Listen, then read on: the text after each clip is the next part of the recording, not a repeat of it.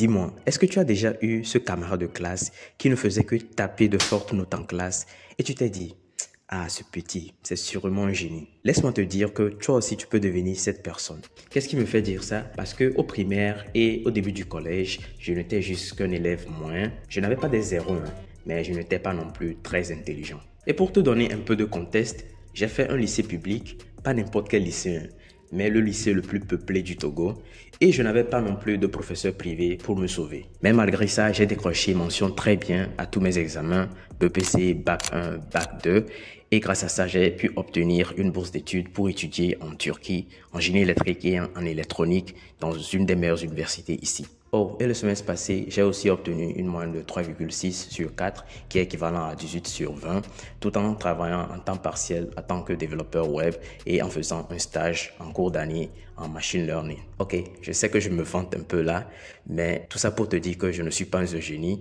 j'ai juste compris certains secrets qui m'ont changé la vie. Je ne vais pas te dire des choses qu'on entend souvent comme travaille régulièrement, sois discipliné, etc., etc.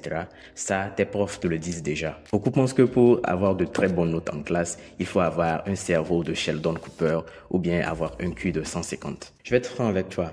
Quand j'étais petit, j'étais, disons, nul en maths.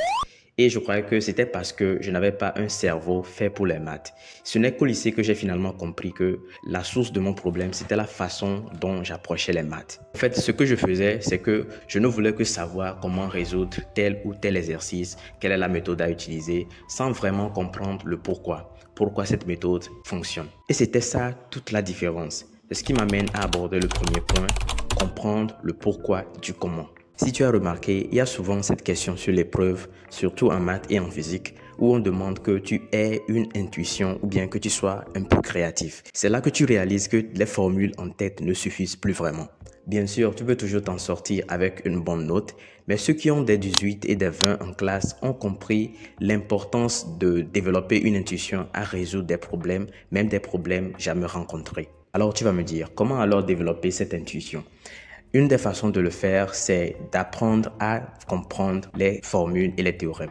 Et là, je ne te parle pas non seulement de savoir quand les utiliser, comment les utiliser, mais aussi comment les dériver ou bien savoir comment elles ont été dérivées. Et un moyen facile de savoir comment dériver les formules, c'est simple, c'est juste de demander à ChatGPT de t'aider. Mais on va se dire la vérité. Il m'est arrivé parfois de très bien comprendre le cours, mais j'arrive au devoir et je me retrouve avec une note qui me fait pleurer.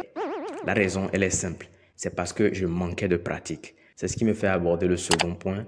Passe plus de temps à traiter des épreuves et des exercices. Au début, voici ce que je faisais. Je lis le cours, je traite les exercices d'application que le prof a donné et aussi les devoirs de maison s'il y en a. Et là, je me dis, ok, c'est bon. Et j'attends le prochain contrôle pour commencer à vraiment bosser.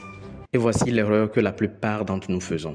Pourquoi? Parce que cette pratique est insuffisante. Et c'est plus du passive learning que du active learning. Alors le passive learning ou bien apprentissage passif, c'est quand tu ne fais que consommer de l'information. Par exemple, tu lis les cours, tu le relis et tu regardes des vidéos ou bien tu regardes le prof traiter un exercice. Mais voici le problème. C'est prouvé que l'apprentissage passif n'aide pas vraiment ton cerveau à retenir de l'information. L'opposé, c'est le active learning ou l'apprentissage actif où là, tu te forces à utiliser l'information que tu viens d'apprendre en traitant les exercices toi-même ou bien en utilisant des flashcards.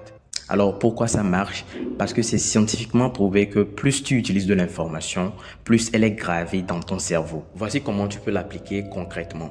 Après avoir appris un cours, ferme le cahier, prends une feuille blanche, écris tout ce dont tu te souviens, que ce soit les formules, les étapes d'un raisonnement ou bien certaines astuces. Et là, après, compare ça avec le contenu du cours. Comme ça, tu apprends à ton cerveau à ruminer de l'information. Une autre chose que je fais et qui m'aide réellement, c'est d'essayer d'expliquer avec mes propres mots ce que je viens d'apprendre.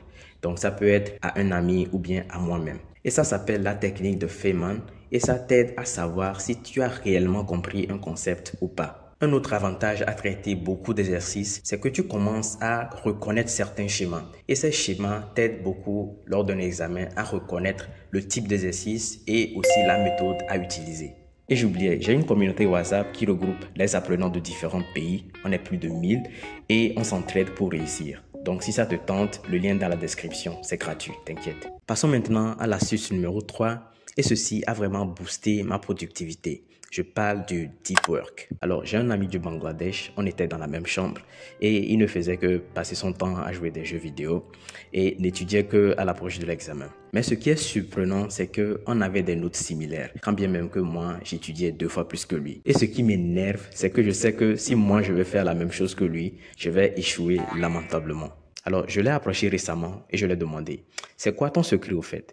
Et il m'a dit, c'est parce qu'il est tellement concentré lorsqu'il étudie. Et j'ai remarqué cela. Lorsqu'il étudie, il ne mise pas sur la quantité des heures d'études, mais plutôt sur la qualité. Il fait ce qu'on appelle du deep work ou travail approfondi. Alors, le deep work, c'est la capacité de travailler intensement sur une tâche sans interruption. Alors, l'avantage du deep work, c'est que ça décuple ta productivité parce que tu es tellement concentré sur une tâche au point où tu ne vois plus le temps passer. Alors, comment faire du deep work? Le but, c'est de créer un environnement sans distraction. Ce que j'ai commencé à faire récemment, c'est que lorsque j'étudie, je mets mon téléphone sur le mode avion ou bien j'éteins carrément ma connexion pour ne pas recevoir les notifications de WhatsApp ou bien d'Instagram. Une méthode qui m'avait vraiment aidé lorsque je galérais avec les problèmes de concentration, c'était la technique de Pomodoro. Pomodoro consiste à faire 30 minutes de travail intensif suivi de 5 minutes de pause. Même s'il faut avouer que les 5 minutes là, je l'utilise pour aller scroller sur Instagram. L'astuce numéro 4 est super important et c'est prendre des notes spéciales. Alors je sais, tu te dis, je prends des notes en classe lorsque le prof délivre le cours. Je ne parle pas de ça. Ce que je fais et qui m'aide réellement, c'est que je prends des notes lorsque j'étudie. Par exemple, lorsque je tombe sur une solution ou bien une formule assez intéressante en traitant un exercice, je le note en crayon dans mon cahier de cours ou bien j'ai parfois un carnet dédié à ces petites astuces.